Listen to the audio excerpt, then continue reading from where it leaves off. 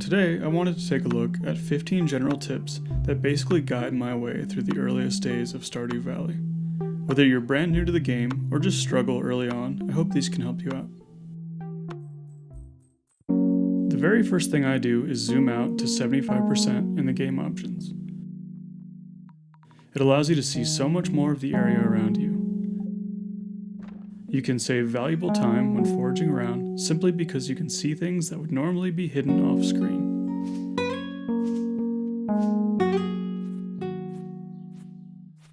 An even better approach is screenshots. The screenshot feature takes a snapshot of whatever area you're in at 25% zoom. This allows you to scout out foraging in huge areas like the forest without having to run all the way around searching. Here, I'm able to see 4 pieces of forage and all the spring onions down south before I walk all the way over to them. Next up is foraging. Getting your foraging skill to level 1 is one of my first priorities. Level 1 allows you to collect tree seeds, get higher quality forage, and learn the wild seed recipe. Chopping down just 8 trees will get you right where you need to be. Leave the stumps though. They aren't worth the energy spent, and they could still produce seeds like a normal tree would. By the time you're done with this, you'll probably have over 100 wood, and that leads to the next tip. Make a chest right away. Storing your unneeded items before you set off is imperative.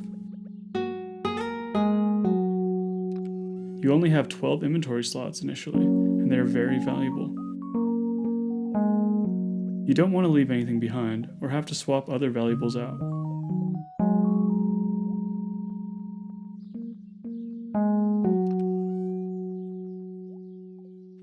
Another good idea before you set out to the wild is to clear all of your exits.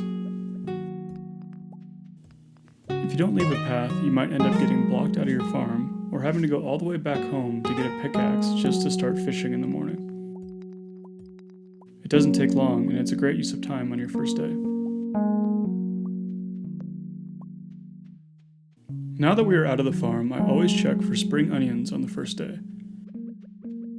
They are a great extra source of energy and sell for next to nothing, so you don't lose out on much by eating them.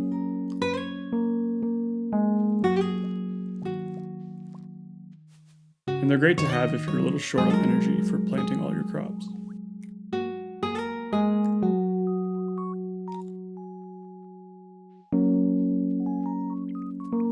If you do manage to run out of energy, just finish your day out scything weeds. Scything doesn't take any energy, and it keeps your farm nice and clean, and they're great for some early recipes. Plus, you can get mixed seeds to plant out of them too.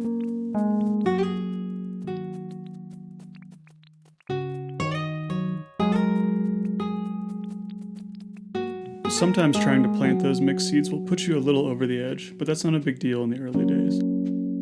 As long as you make it home and skill up, you won't face any penalties at all. If you do pass out, you lose 10% of your gold, and if you don't skill up, you will wake up with reduced energy. So generally try not to overexert yourself, but it's not the biggest deal. Before we go any further, I just wanted to say thanks for watching this video. Let me know what you think or what you want to know more about, and hit the like button if you enjoy my videos. You'd be surprised how much little things like this can help out. But anyway, let's take a step back to the weeds for a moment. Don't sell them all, or the wood for that matter. Weeds become increasingly rare as you clean up your farm, and they're necessary for scarecrows, tree fertilizers, and tea shrubs later down the road. I typically keep around 40 in the early days. Wood is also far too expensive energy-wise to sell for a pretty small amount and should typically be kept. And at the end of my first evening, I always rearrange my furniture. While not aesthetically pleasing, it speeds up getting into bed and tuning into the TV. Speaking of which, check the TV every morning. In addition to recipes and farming tips, the daily luck and weather can determine what your coming days will look like. Raining out? Maybe fish up some catfish at the river or do some mining, since you don't have to spend energy watering your crops. Bad luck? Well, maybe stay away from the mines after all, and do some less luck-reliant activities. As you've been going around and picking up all the forage, instead of eating it or selling it individually, craft the 4 spring variants into 10 wild seeds. Horseradishes, leeks, dandelions, and daffodils are only worth 180 gold when sold individually, but if they are crafted into the seeds, they're worth nearly double at 350 gold. I accidentally sold 2 of each here, but you get my point. Though that can be decent money, the real cash cow here is fishing. Available starting on day 2, as long as you read the letter from Willie, you can get a fishing rod and start reeling in a few extra bucks. The ocean isn't the best fishing spot, but you can get the beach forage while you're down here.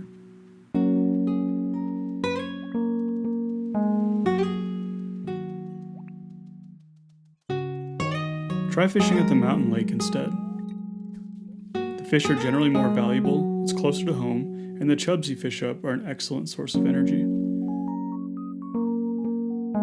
Consider hanging on to those instead of selling them.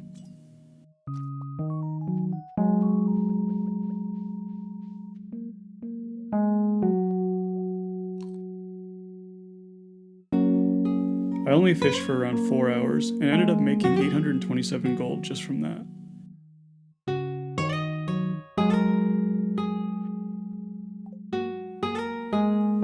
Rainy days are even better, but fish at the river instead. Catfish are incredibly valuable at 300 gold for a gold star variant.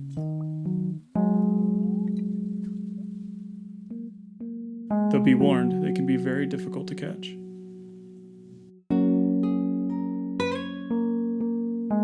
Now here's a piece of advice I should really follow more often. Always bring your hoe. You'll see these tillable spots all over, and without the hoe, you'll miss out on books, ore, clay, and even artifacts. I always find myself without it, and it's just the worst. The artifacts can be especially valuable.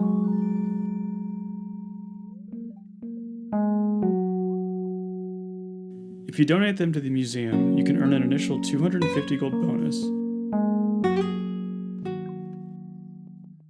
and then after only 5 donations, you get a cauliflower seed reward worth 360 gold if sold to Pierre.